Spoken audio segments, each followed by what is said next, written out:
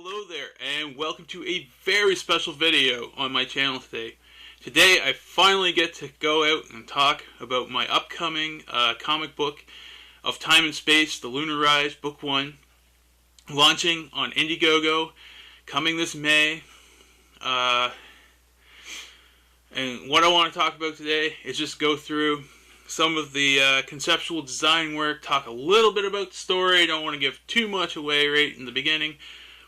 And just get, some general reaction to that through this video. So, I'll get right started, and we'll take a look at some of this work. So, this story, excuse me while I take a drink here. This story started back, I would say, in its very infancy in about the year 2000, right around when I was, graduating high school. I started writing it as kind of like a fan fiction. I think a lot of stories start that way. It's heavily influenced by things like Star Wars and the Final Fantasy game series.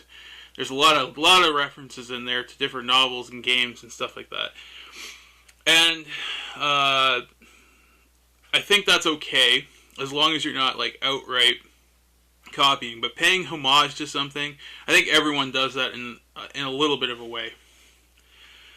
So, with the current sort of state of things like Star Wars, I'm hoping this brings some of that semblance of form that we all love back again. And that's really my hope with this project, to make something that can be both serious but fun and light in the realm of science fiction fantasy. It can have its fun moments, but for the most part it's a very serious story and it explores serious topics, but it doesn't have to be subversive or challenge your expectations of what you get from one of these stories. It's very hero's journey, if you're familiar with any of that stuff. It's very riddled with a lot of religious context and stuff like that. And I don't think there's anything wrong with that. Not to say that it's a religious story, but it definitely takes influence from certain religious stories. And that's all I'll really say about that. So, getting back to the conception. Yes, I started it in 2000, but the current version, I would say, came about around 2008 when I started rewriting it as sort of like a novel. The novel then shifted into the comic book script. And that's where we are. So, Lunar Rise, as it exists right now, is completely written out as in novelized format, and I'm adapting it into a script. So that's kind of how this came about. I just didn't feel the novelized format really brought together the... how can I put this? Didn't really show the visualization of it. It really needed to be in a visual medium. Because I think when I wrote it in hopes that it would become like a movie. But making a movie is one thing, making a comic book is another thing. They both take a lot of time, effort, and money, but a comic book you can have out within, say, like a year from conception. A movie takes many, many years, many, many people, lots of money, and something this fantastical, this elaborate can't be done by a single person or a few people. But a comic book can. And that's why I decided to make it into a comic book. That and I have several friends that are doing very well with their independent books, and it's given me that push and that hope to make something. I want to be like them. I want to join them. It's not so much about financial gain or anything like that. It's about finally getting this story out there. Finally being able to present all of these thoughts that have been in my head for years. And through the effort of these amazing artists, it is finally coming to fruition. So let's get started. So this first piece is the conceptual design for the main character, Anazia. We did it in August 2018 by local artist David Coates. And David worked on a couple books that a few of friends and acquaintances of mine have. He did the art for Niobe by Larry Higgins, and he did the art for Psychosis by Adam Atkinson, both two local creators here in New Brunswick, Canada. So I started with him, and we got the initial, look down, and I'm super happy with this. This has been the catalyst, the starting point that's really jumped this project off and made it into reality. So, David, all my thanks to you. From that point, once we had that initial look design down, I wanted to take him a little bit further, put him in some settings. So I hired this artist named Dash Walk. I think I'm saying that right.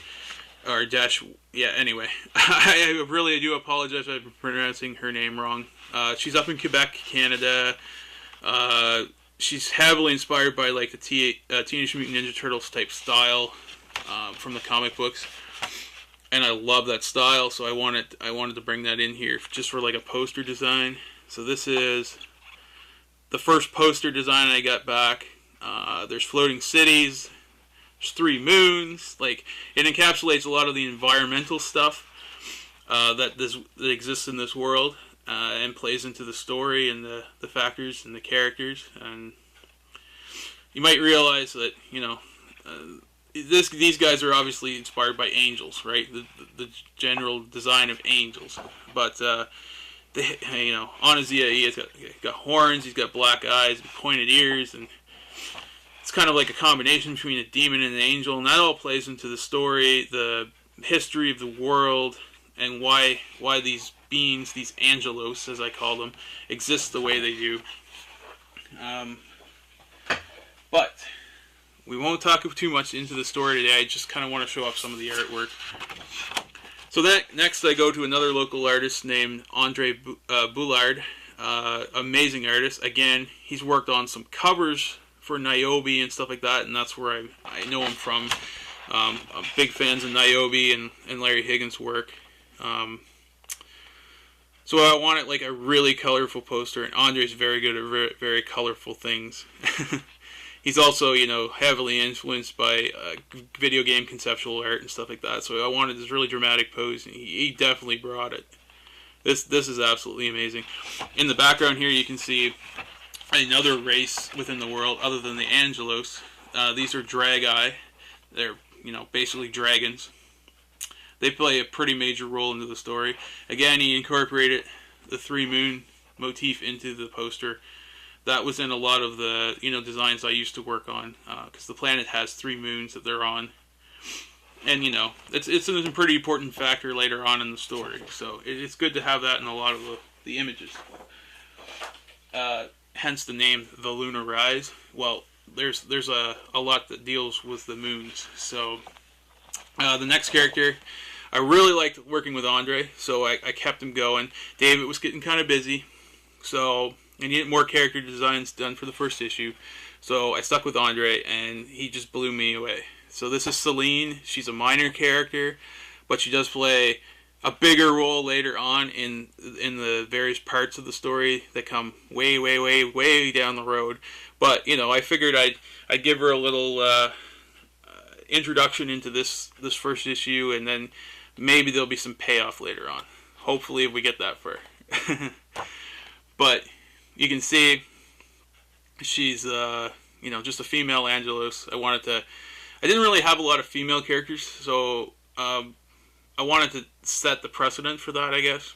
So she's the precedent for the female Angelos character. That's the whole reason I brought her into the story a little bit earlier than I had ever written her in, but it worked out pretty good. We needed that design. This is Demer. This is the leader of the Angelos. He is of the rank of Lord Counselor, which is what they call the highest ranking leader in the Angelos race.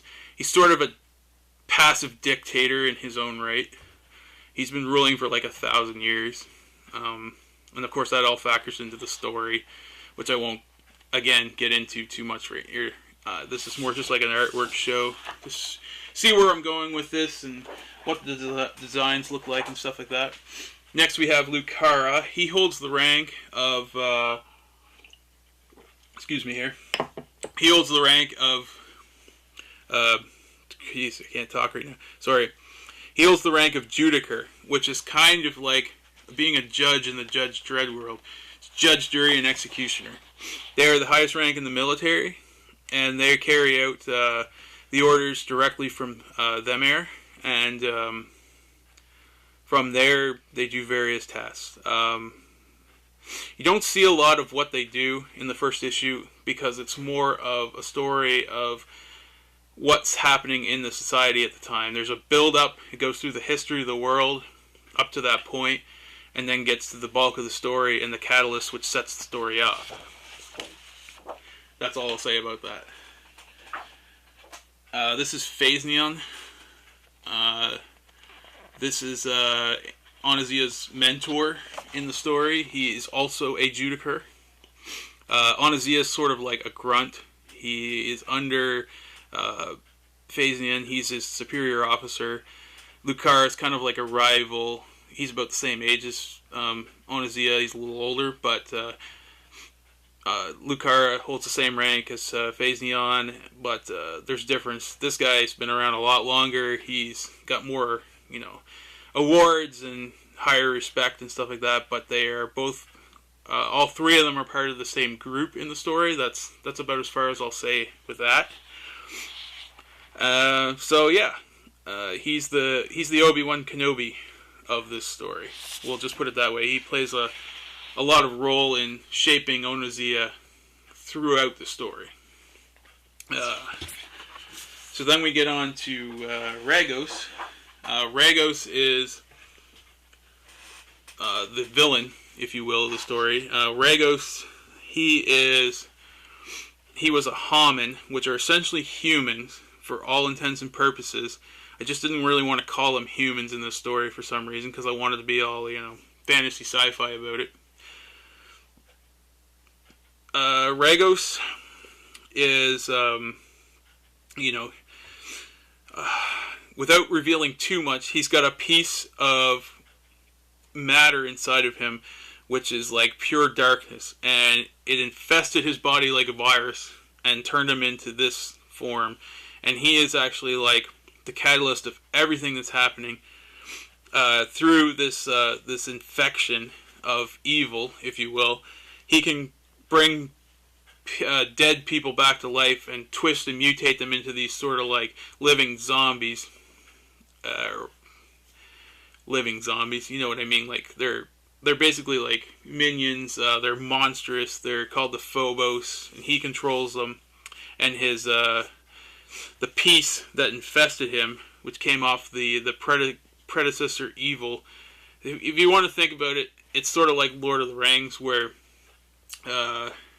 or in the Tolkien universe, where there was like the main Dark Lord, and then he had his minions as it keeps going down to Sauron, and Sauron's kind of like the big baddie of that age. Well, he's the big baddie of this age. So there was something that was greater than him, that was more evil, all the way back to the creation of this universe, but that kind of factors in later.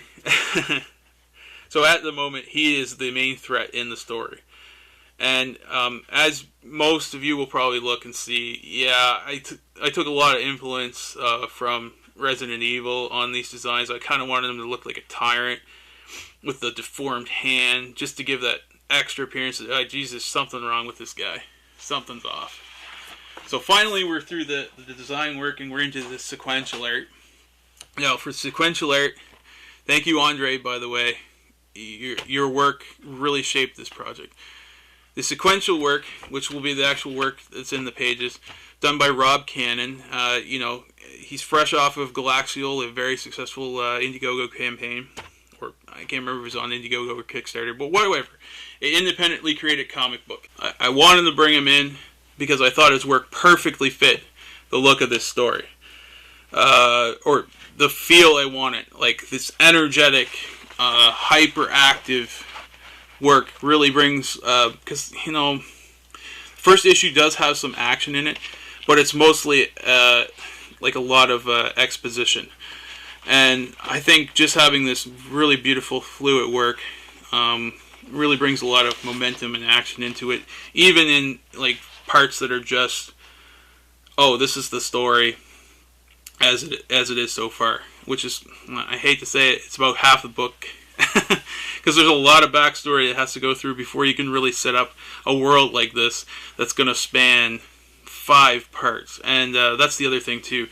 When I plan this, it's actually like a 5-part story.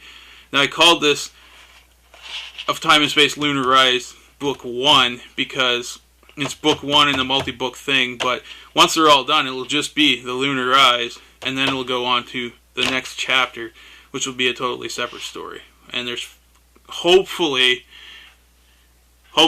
guys, 5 of those in the end. That's my plan. This is going to be like my life's work.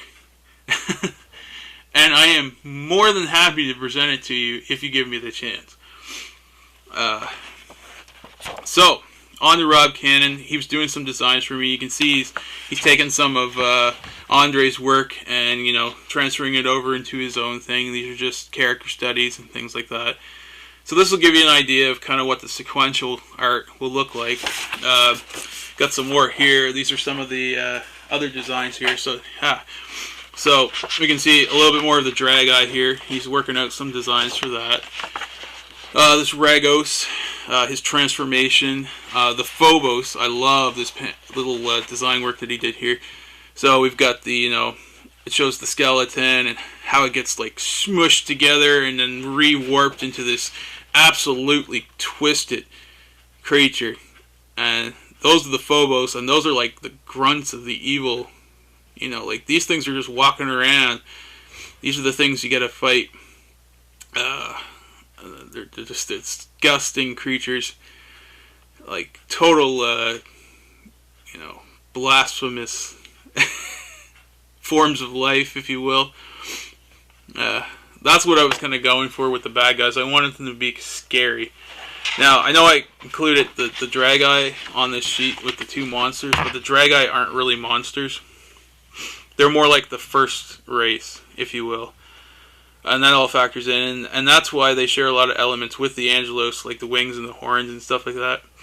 You might be asking, how does one go from dragon to human angel form? Well, that's because the Drag Eye engineered the humans. Let me just grab the other sheet there. Sorry about that. Drag Eye engineered the humans, or the Homins, and the Orsted, which are another race, or more like reptilian, if you will. So he engineered these 2 races, and at some point they get together, and they form a new race, the Angelos. And because the Drag Eye engineered these 2 races, they shared similar genetic traits to the Drag Eye, and those traits are exemplified in the Angelos. So they get the horns and the wings and a lot of the powers that the Drag Eye had. If that makes any sense. That's how it's going in this world anyway. So, yeah. And then my last page to show off is some environmental work that Rob's done so far. Now, the flying cities play a huge factor in the first part. That's where the Angelos live. They're kind of separated from the world below. And that plays a big factor into how they treat the other races and things like that. So that'll all be, you know, sort of part of the story as it goes along. It's a big part of the story. Onizia has to deal with a lot of stuff when he goes to the surface, which is kind of the catalyst of the first story. So, look forward to that. So there was another piece of, there was some more pieces of concept art done by a younger artist named Kelly Wass, and he's in Vancouver, or should I say British Columbia, Canada. I think he's in Vancouver. But, excuse me, he had done some other pieces for me of some of the creature designs and stuff like that. I haven't printed it off yet, though, so I don't have it to show you today. I'll probably do some more of these, so don't worry. There will be more, and we'll investigate some more of the conceptual art, but from now on, I'd say you're going to be seeing more of Rob Cannon stuff. Rob is fantastic. He is right on point. So we're starting the layout, and we're going to be starting the pages here soon. I've contracted him for 10 completed pages leading into the Indiegogo campaign, and then from there, once we get some funding, we'll complete the entire 48-page book, and it'll be absolutely gorgeous and fantastic thanks to him. It is going to be in black and white, unless I'll probably put in a stretch goal if it does really, really well, and we can make this a color book. But as it stands, it'll be a black and white book, mostly for cost efficiency and printing and stuff like that. Because it's my first book, I don't want to push too hard on the funding. And this isn't, I want to be really clear, this isn't about greed. It's not because other people are doing well. That certainly factored into pushing me to finish this, but this is more about finally bringing this thing that I've said I've been going to do for years into completion, and putting it out there and just seeing what happens. And my greatest hopes is that people will love it as much as I have making it. Like I said, it's not about getting oodles of money for my creative work, but my God, it would be so nice if you guys like this and support this. I will honestly continue to create these stories as long as it takes to complete them. And it does have, this is the absolute beginning of the story, and it has an absolute end, and I would love to get to that absolute end with you. So this is the first step. Hopefully we can make it happen. So this is the first preview. I just wanted to give you a little taste of what's to come. I'll be doing some more of these as we lead up to the campaign. I'll have more stuff to show. I'll get Kelly's stuff on the next video. I'll get some more Rob stuff that he's sent me recently. Yeah, we'll make it a good time. We'll probably do some more live streaming too about this. I think that's a good format. I'll definitely try to be on other people's channels talking about it too. So thank you very much for watching this, and I hope to make hundreds more of these, bringing forth all sorts of wonderful creative stories for you to consume, if you will, or digest. There we go. For you to digest. That's the word I'm looking for. And together, I hope we enjoy this world that I'm presenting. That's my greatest hope, that you guys enjoy this as much as I do. Thank you so much for watching. And of Time and Space, if you want to keep up with a lot of the design work, you can go to my website, pointoflightproductions.com, and there's a tab there right on the main page that says Of Time and Space, and all the artwork and information is laid out right on that website that's been released so far. We'll have a link up there to the campaign when it's going and everything like that. But that's my website. You can see some of my other work. You know, I'm not just a comic writer. I did a lot of photography, some video work, as you can see on my YouTube channel if you're watching here. Yeah, this is a new step in my life, and I want to share it with everyone. So again, thank you for watching, and I hope to see you a lot more in the future. Thank you.